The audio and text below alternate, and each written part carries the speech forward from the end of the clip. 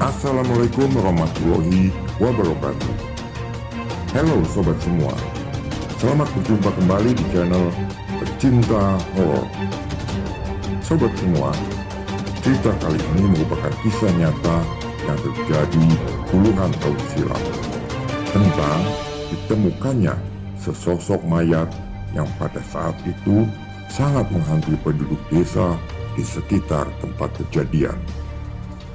Cerita ini diambil dari desagaib.blogspot.com dan dibagikan juga di Facebook pada grup pecinta horor oleh penulisnya, Sam Ali.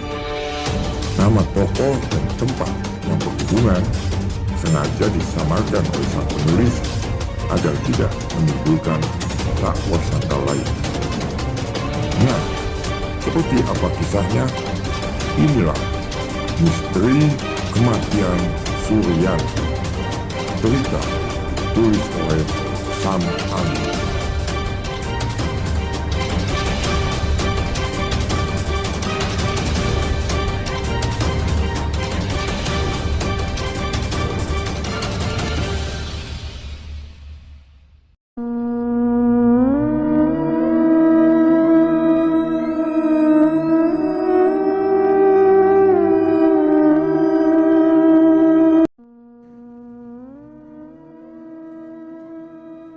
Ini cerita dari kerabatku, kata sang penulis. Suatu pagi di pertengahan bulan Februari antara tahun 1966 sampai 1967 di sebuah desa, katakan saja Kepang, bukan nama yang sebenarnya, di pinggiran kota Temanggung, digegerkan dengan penemuan sosok mayat tertelungkup di parit kering. Pak Kardi, petani yang mempunyai sawah dekat parit itu, adalah orang pertama yang menemukan mayat tersebut. Kemudian berlari ke tengah desa dan memberitahu warga, "Mayat, mayat!" Warga pun segera menuju lokasi. Tak ada yang berani turun mendekat. Cuma Pak Narto, kepala dusun, turun ke parit. Wah, rainnya remuk. Mukanya hancur. Kalau dilihat dari rambut dan pakaiannya, sepertinya wanita. Pak Kades tak berani menyentuhnya.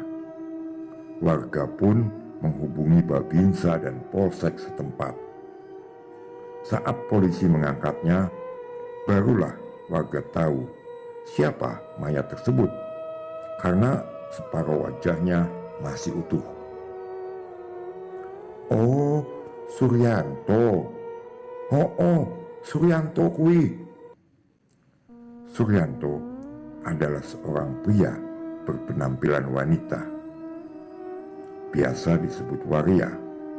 Kalau orang Jawa biasa menyebut wandu, yang kurang lebih artinya seperti diterangkan di atas. Seperti waria pada umumnya, Suryanto punya nama beken, yaitu Suryanti.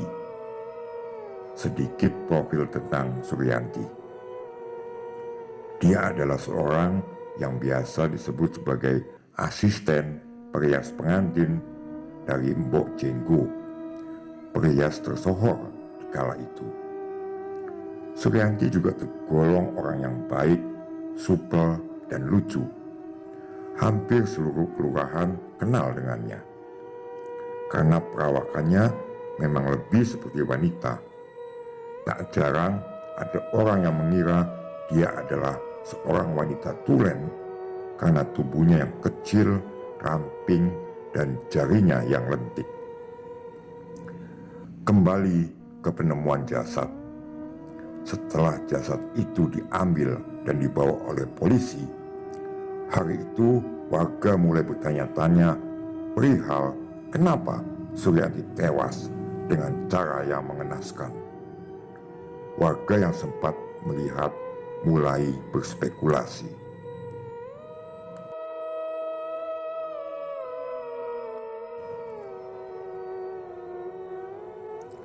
Pertama, dirampok. Karena di jasadnya tidak ditemukan perhiasan yang sering dipakai oleh Suryanti, seperti anting, cincin, dan kalung. Kedua, terkena operasi. Karena di tahun itu sedang marak-maraknya kejadian seperti itu. Taulah ya. Dan Suryanti adalah penganut kejawen. Ketiga, bahkan ada rumor yang bilang dia dimakan jenglot. Alasannya, waktu ditemukan leher depan jasad Suryanti keruak alias bolong, jakun dan pita suaranya hilang. Spekulasi itu terus beredar di satu kelurahan. 3 hari kemudian jasad Suryanti dipulangkan untuk dimakamkan. Kebetulan waktu itu makam desa Kepang dan desa tempat tinggal Suryanti jadi satu. Lebih jelasnya satu areal makam untuk 2 dusun. Spekulasi warga tentang penyebab kematian Suryanti itu karena operasi pembersihan semakin kuat karena pembunuhnya belum terungkap, tapi kok jenazahnya sudah dibawa pulang untuk dimakamkan pula. Dan jeda waktu cuma selang 3 hari dari ditemukannya mayat Suryanti. Seakan aparat tidak serius dan tidak mau menelusuri kasus ini lebih jauh atau mengungkapnya, seperti ditutup-tutupi. Siang jenazah itu dimakamkan. Malam harinya kejadian-kejadian menakutkan mulai terjadi. Tengah malam ada suara yang diyakini warga mirip suara Suryanti. "Tolong, tolong!" Mengelilingi desa Kepang dan desa sebelah tempat Suryanti tinggal. Tapi warga terlalu takut untuk mengecek keluar rumah. Esok harinya dapat kabar yang sama juga dari desa sebelah. Katanya ada suara minta tolong. Suaranya Suryanti, Kang. Dan ada satu orang yang berani ngecek mencari sumber suara tersebut. Sebut saja Pak Carik, warga desa sebelah atau desa tempat tinggalnya Suryanti. Pak Carik, jam 1.30 dini hari. Mau bengi pas aku gak ngising ning kali, ono suara wong nangis tulung-tulung. Tak goleki suarane ilang nang mbok pinggir desa. Tadi malam pas aku lagi BAB di kali, aku dengar suara orang nangis minta tolong. Setelah ku ikuti sumber suara itu, hilang di jembatan pinggir desa. Pak Carik melanjutkan, "Mari ilang, aku ge eling nek kuwi kok koyo suarane Yanti." Aku wedi terus melayu. Habis suara itu hilang, tiba-tiba aku seperti disadarkan kalau itu suara Suryanti. Aku takut dan langsung berlari.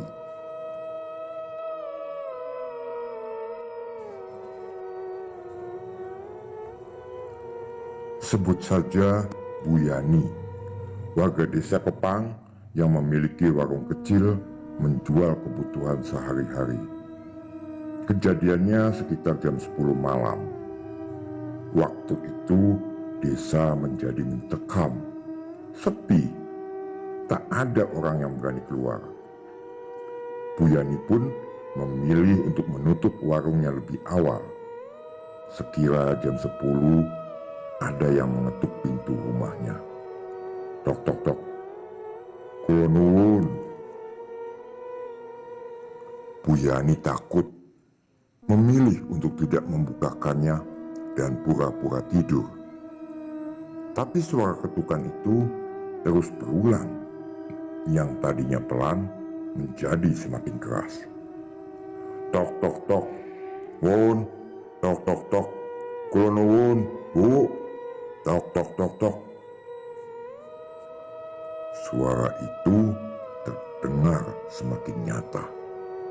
Sampai akhirnya Bu Yani berjalan menuju pintu untuk membukanya sambil bilang, "Nggih, sekedap." Setelah pintu dibuka, alangkah terkejutnya. Di depan pintu ada pocong, posisinya membelakangi. Karena kaget, spontan Bu Yani langsung banting pintu, brak, dan lari ke kamarnya, menutup dirinya dengan selimut. Di balik selimutnya yang tipis, Bu Yani melihat seperti ada sosok di depannya. Tiba-tiba ada suara, "Bu, Bu, kula niku Suryanti." "Hehehe. Bu, saya itu Suryanti," katanya. Semua pun menjadi gelap. Bu Yani pingsan. Nah, yang aneh, keesokan harinya Bu Yani ditemukan di teras rumah dengan selimut jaritnya yang berada di atas pohon belimbing depan rumahnya. Aneh kan? Padahal terakhir dia di kamar sebelum pingsan. Dengan terbata, dia menceritakan apa yang dia alami semalam. Ternyata Bu Yani itu adalah orang yang bisa dibilang sangat akrab dengan Suryanti semasa hidupnya. Kejadian itu terus-menerus terjadi. Suara mirip Suryanti yang minta tolong, suara mengetuk pintu, hampir selama 40 hari setelah Suryanti dimakamkan terus terjadi. Dan anehnya, teror beruntun itu hanya terjadi di desa Kepang, tidak di desa sebelah yang justru merupakan desa tempat Suryanti tinggal. Warga semakin bertanya-tanya, kenapa sebenarnya Suryanti ini? Sampai akhirnya pembunuh Suryanti menyerahkan diri. Di samping lega, warga juga kaget karena pembunuhnya adalah Pak Narto, bukan nama sebenarnya, yang mana beliau adalah kades di desa Kepang itu. Warga sangat kaget. Pak Narto cukup terpandang, secara dia kan kades. Padahal dia adalah orang pertama yang berani turun ke parit saat jenazah Suryanti ditemukan. Dan katanya dia juga yang lapor ke kantor polisi. Setelah kasusnya bergulir, belakangan diketahui motif Pak Narto membunuh Suryanti adalah cemburu. Ya, warga semakin kaget. Ternyata Pak Narto punya orientasi seksual yang berbeda. Tapi di sini narasumber tidak tahu pasti cemburunya itu soal apa, kenapa, dan dengan siapa. Oh ya, kala itu Pak Narto adalah duda cerai beranak satu, tapi anaknya ikut mantan istrinya. Setelah Pak Narto menyerahkan diri, teror Suryanti berangsur-angsur menghilang. Cuma cerita ini sudah terlanjur melekat di warga desa Kepang sampai sekarang. Bahkan seperti menjadi urban legend di desa tersebut. Nah, dalam cerita ini, semua nama toko dan tempat sengaja disamarkan. Karena kasihan juga kalau masih ada kerabat dan keluarganya, baik dari pihak pelaku ataupun pihak korban. Dari tahun kejadiannya juga masih memungkinkan mereka punya kerabat dan keluarga yang masih hidup. Demikianlah kisah misteri kematian Suryanti.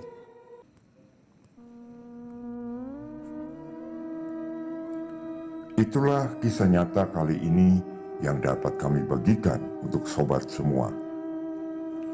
Terima kasih buat sobat semua yang telah setia menonton tayangan kami. Jangan lupa klik subscribe dan bunyikan loncengnya agar sobat tidak ketinggalan untuk cerita menarik lainnya. Akhir kata, sampai jumpa di cerita berikutnya. Wassalamualaikum warahmatullahi wabarakatuh.